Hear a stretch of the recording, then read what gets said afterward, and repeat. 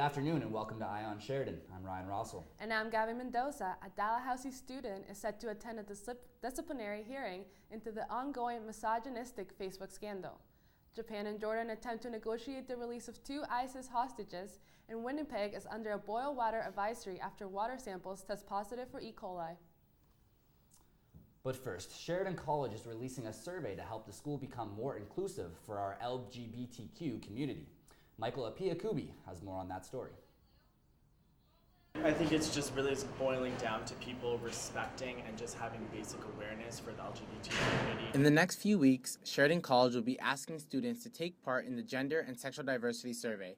Joseph Henry, the Associate Dean to Student Success, is running this program. So we are trying to assess the climate around gender and sexual diversity and people's ideas and opinions around what we could do at Sheridan to develop plans and priorities to support gender and sexual diversity on campus. 70% of the respondents are students, 30% have been staff members, and that's with over 1,100 responses already, and that's in less than 24 hours. This is one of the many posters throughout the Trafalgar campus, with over 1,000 results, some being good, some being bad. It begs the question, what does Sheridan plan to do if the results happen to be negative?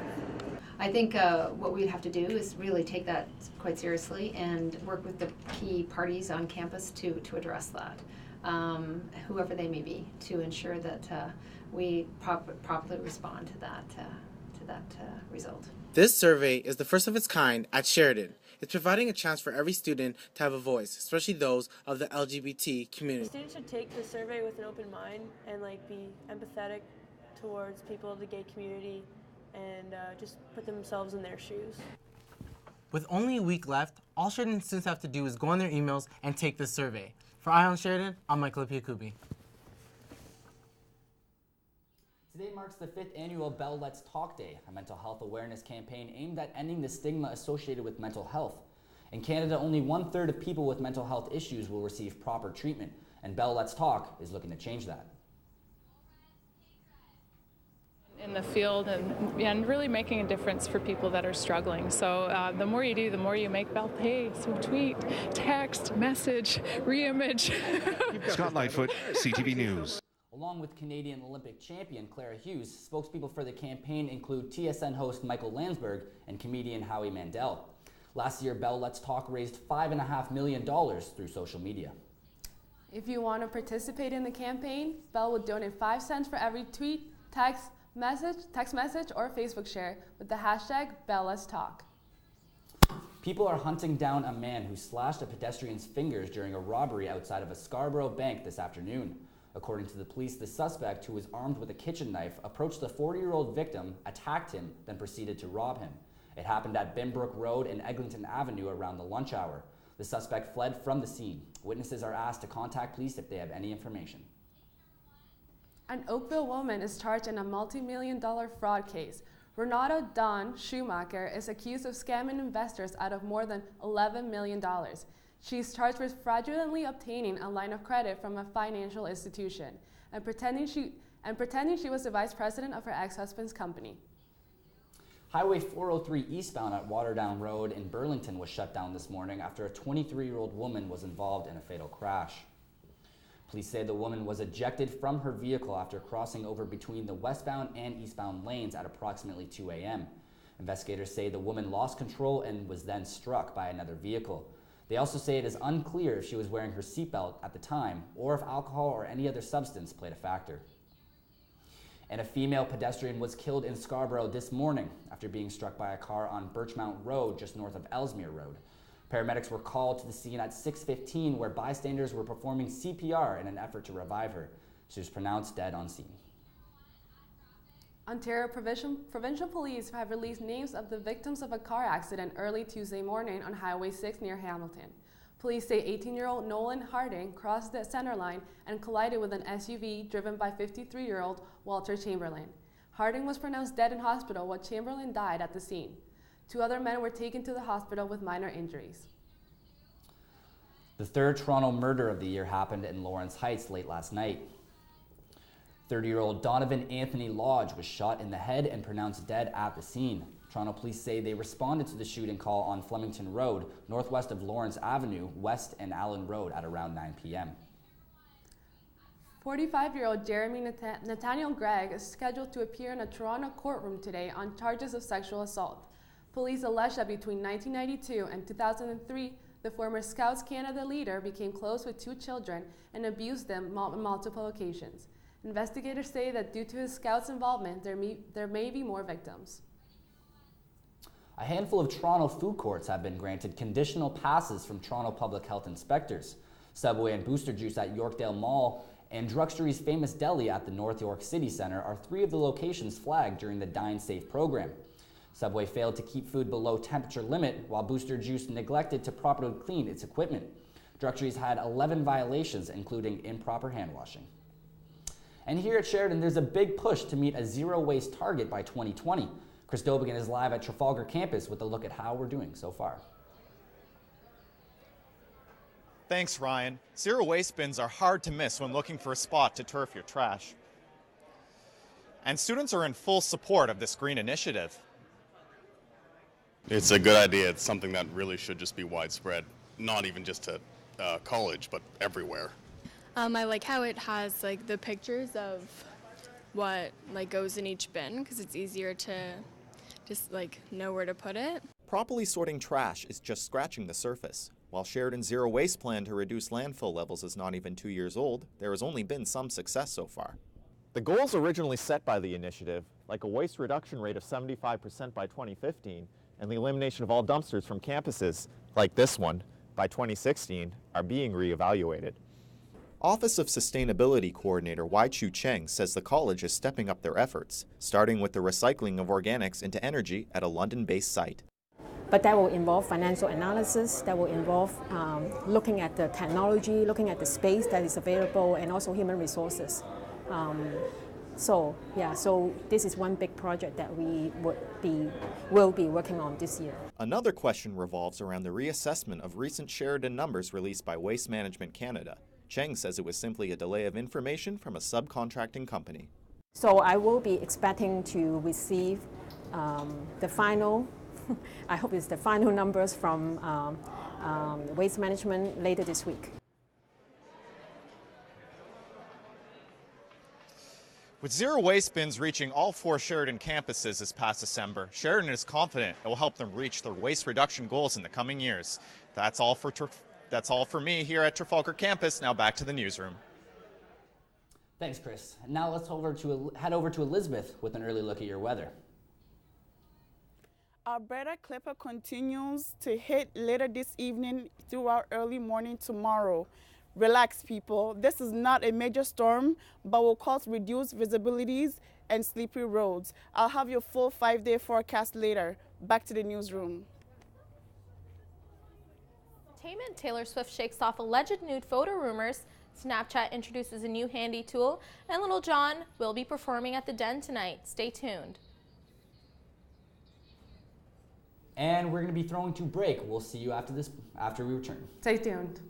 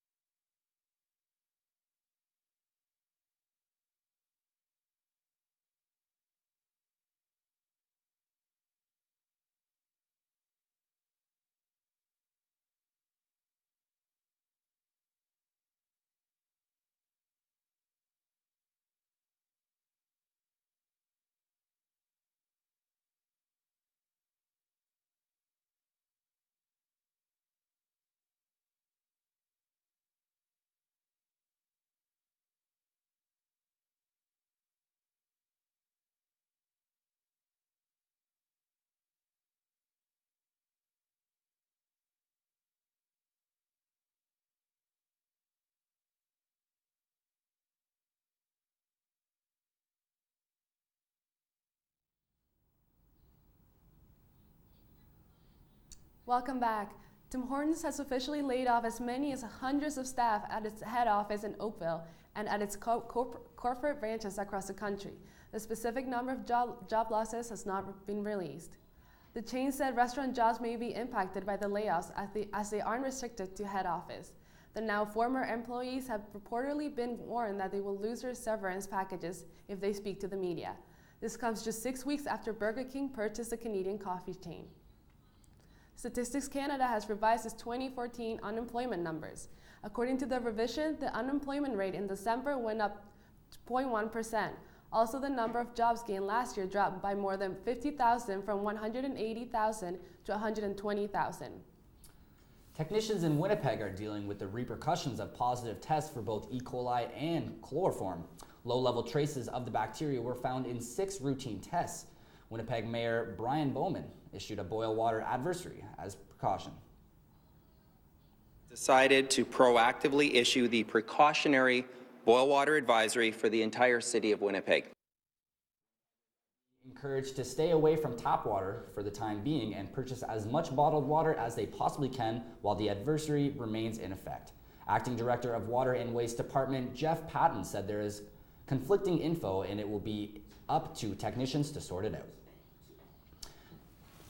Ross Gold is an entrepreneur, manufactured a line of Ross Gold hemp and cannabis products as they will be selling to using outlet retailers and online websites in the USA. Gold has an agreement with Canna Products USA to distribute and sell this herb. Gold focuses his business on the healing power of cannabis, and he is continuing to educate and research more about this plant and its many uses. The company picks its own premium crops and organic hemp to sell to consumers. They are expanding their network of retailers to help to promote and expand their business. Dalhousie University dentistry student Ryan Millay will return to a disciplinary hearing today.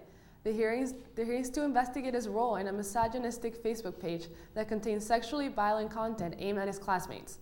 The school stripped him and 12 other male fourth-year students of clinical duties and put them in separate classes after the page was made public. The Nissan Motor Company is recalling 768,000 sport utility vehicles internationally. According to the automaker, the reason for the recall includes faulty hood latches and potential electrical shorts. Officials say that although the shorts may cause fires, there were no fires reported. This is Nissan's largest recall in company history. Canada's Electronic Spy Agency has put in place a program to find extremist plots and suspects. The project, dubbed Levitation, has analysts accessing 10 to 15 million uploads and downloads daily of videos and documents from around the world. It's designed to identify foreign terrorists who use the internet for activities threatening Canada. Conservative Employment Minister Jason Kennedy says there's a fine line between legitimate religious expression and inciting terrorism. That line is the new anti-terrorism bill, expected to be unveiled on Friday. The bill is the government's long-awaited legislative response to 2 attacks carried out on Canadian soldiers last fall by men believed to have been influenced by radical Islam. As an ISIS hostage deadline draws nearer, Jordan has offered to release a would-be Iraqi suicide bomber in exchange for ISIS prisoner Jordanian pilot Moaz al-Kasasbeh. Jordan has asked ISIS for confirmation that he is alive and in good health before agreeing to the release, despite reports from the British tabloid Mirror that he would be freed in the matter of hours. There was no mention of whether or not Japanese journalist Kenji Goto would also be released. Goto, who has been missing since October of last year, was in Syria to rescue a Japanese hostage who was beheaded last week. 2 Israeli soldiers were killed by missiles fired by a Lebanese Hezbollah group this morning. The attack was an apparent retaliation for a deadly airstrike that killed 6 Hezbollah fighters in Syria earlier this month. The violence was the deadliest Hezbollah attack against Israeli forces since 2006. Israeli Prime Minister Benjamin Netanyahu says Israel will respond forcefully to the attack. And Palestinian terror groups Hamas bombed the Gaza Strip 70 times in 2014, resulting in over 2,000 deaths, according to the Gaza Health Ministry. In a report released today by Israeli human rights group Beit Salim, the majority of these casualties were found to be women, children, and the elderly. The report called these actions appalling, stating that the rules of war were violated. President Obama visiting Saudi Arabia to hold his first formal meeting with the new king to discuss Middle East security issues.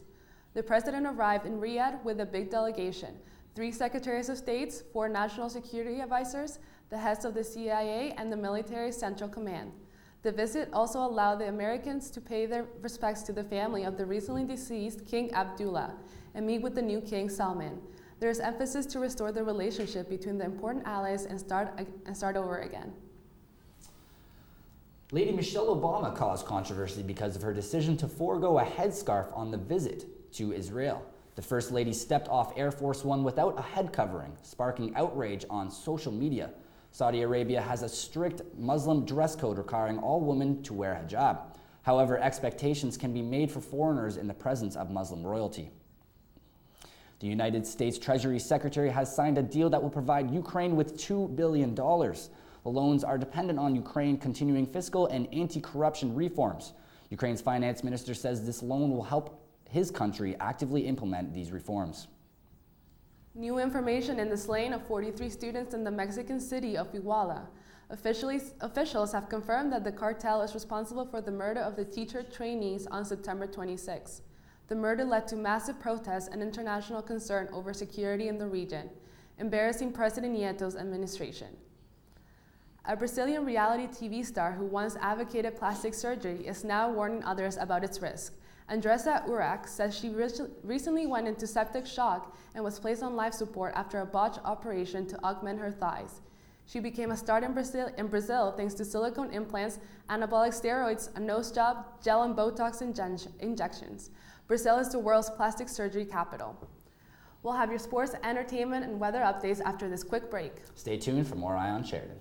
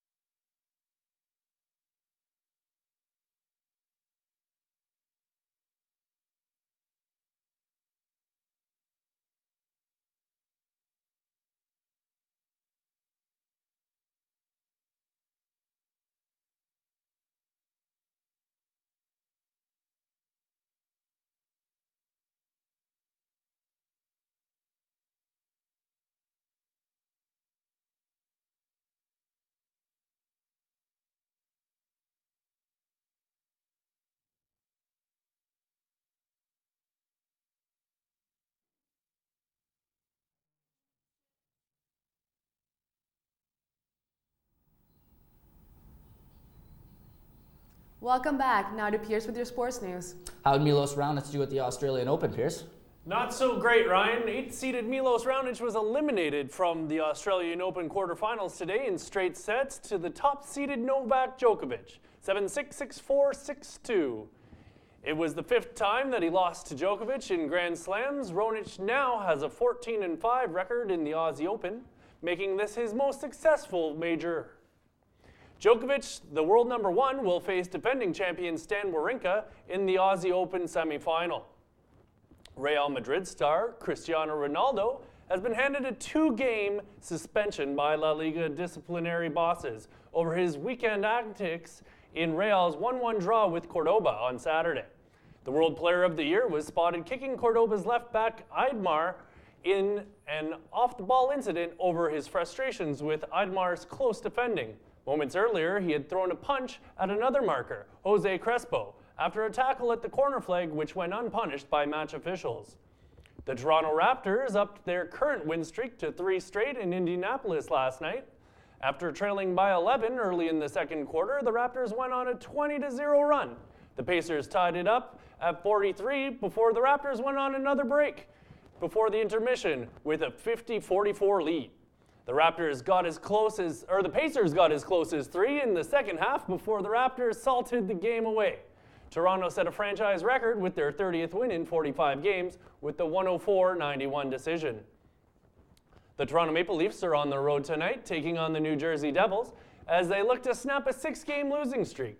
The Leafs will not have defenseman Dion Phaneuf and Stefan Robida in the lineup, but will welcome back forward Leo Komarov from a concussion he suffered in November. The game will be shown live at the Marquee for Sheridan students. Puck drop is at 7:30. One of the NHL's greatest goaltenders is calling it a career. Marty Brodeur announced his retirement from the St. Louis Blues yesterday, and he will join their front office staff. Brodeur signed as a free agent in December after the Blues goaltender Brian Elliott suffered an injury. Brodeur leaves the NHL as a three-time Stanley Cup winner with the Devils and career leader in shutouts and wins in the NHL. Super Bowl Media Day, a day where players receive marriage proposals and are asked what their favorite Disney characters are, saw Marshawn Lynch answer the same question 29 times with the same 8 words. I'm going to answer with the same answer. Lynch became a media... Y'all can shoot if y'all please. I'm here so I won't get fined. I'm here so I won't get fined. I'm here so I won't get fined. Lynch became Media Day's biggest star, repeating the same 8 words, as I said before, a full-on 29 times. At last, Manny Pacquiao and Floyd Mayweather are in the same building.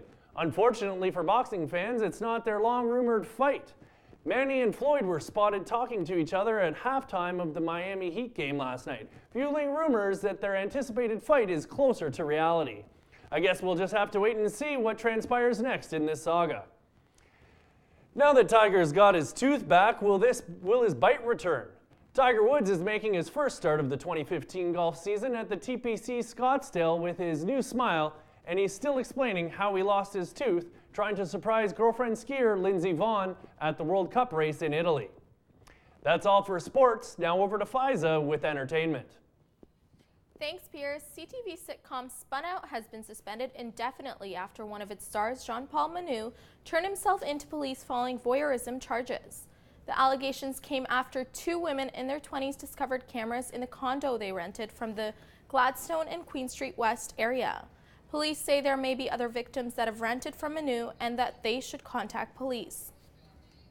Sheridan students are turning up tonight for the ultimate DJ set featuring Little John and opening act Thugly. The show starts at 8 p.m. at the Den at the Davis campus. Tickets are sold out, but catch the video interviews with our very own EyeOnSheridan reporters Molly Brown and Chris Dobigan. Those interviews will be available on thecircuit.ca. Oscar-nominated Sheridan alumni are shining the spotlight on the college's animation program. Demaine Reed spoke with faculty and students about the importance of these nominations.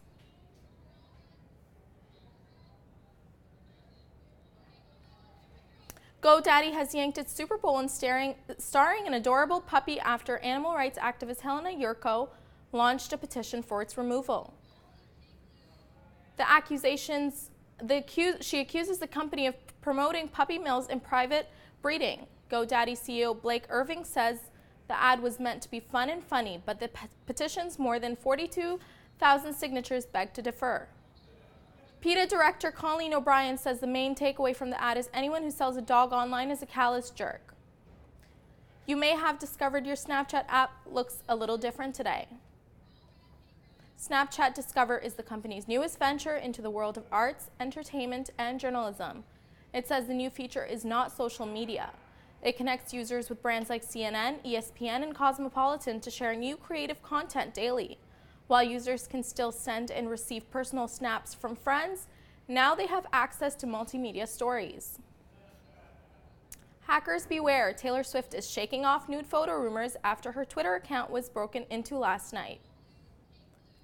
Threatening to stain the pop star's squeaky clean image, the hacker claims to have nude photos of her. To this, Taylor replied, "Have fun photoshopping, 'cause you got nothing."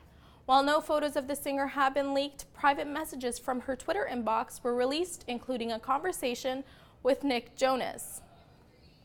Lindsay Lohan's attorney appeared in court this morning to submit proof of her community service progress. Her community service included time spent doing meeting and greets after her play. The city attorney has asked for 2 weeks to investigate exactly what Lohan did or didn't do to complete the 240 hours. Bridesmaids co-star Kristen Wiig and Melissa McCarthy will be reuniting for an all-female Ghostbusters sequel. Director Paul Feig also announces on Twitter that SNL comedians Leslie Jones and Kate McKinnon will be joining them in the much-anticipated reboot. The original Ghostbusters took in almost $300 million at the global box office in 1984. The film production is set to shoot this summer in New York. The Screen Actor Guild Awards aired this past weekend, but Kevin Spacey was nowhere to be found. The actor chose to skip out on the awards show to watch 34 young Arab actors perform a play as part of his foundation's homegrown initiative supporting local talent. It's so exciting. I worked with these 34 emerging actors for the last couple of hours.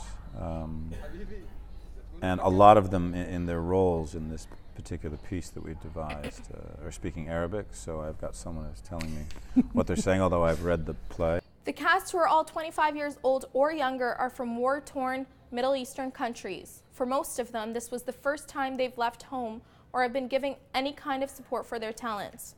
That's some pretty high-powered support. That's all for entertainment. After the break, we have Elizabeth for your weather updates.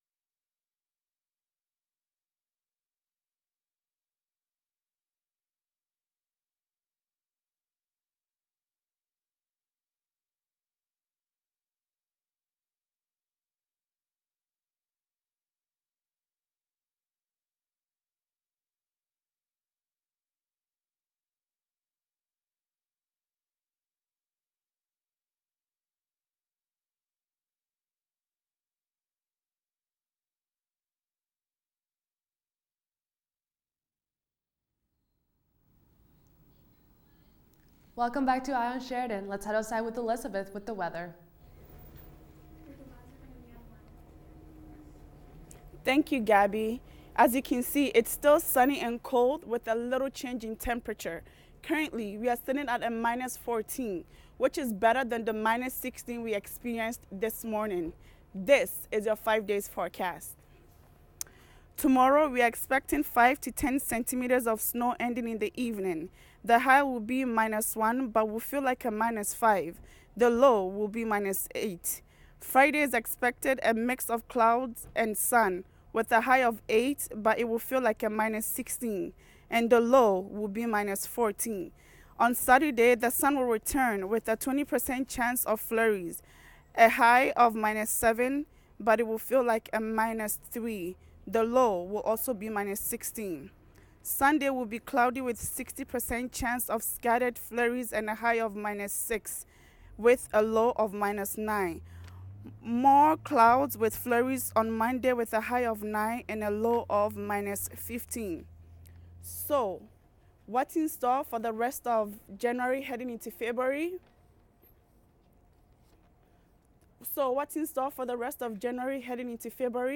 There's a major snowstorm coming in from the Rockies.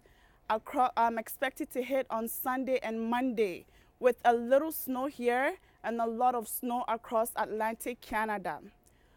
So while the rest of Canada endures a cold February, southern British Columbia and southwestern Alberta's temperature will continue to remain slightly above normal. Sadly, there's no sign of winter ending soon for us. Also, cleanup continues today across the Maritimes after a massive winter storm swept through the region, canceling schools, flights, businesses, and government offices. That's all I have for you this afternoon. Back to the newsroom.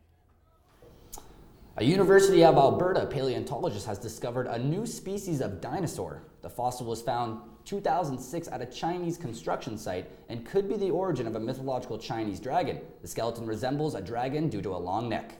And that is all that we have for today's edition of Eye on Sheridan. I am Ryan Rossell. And I'm Gabby Mendoza. Thanks for joining us. Tune in next week for more Eye on Sheridan news.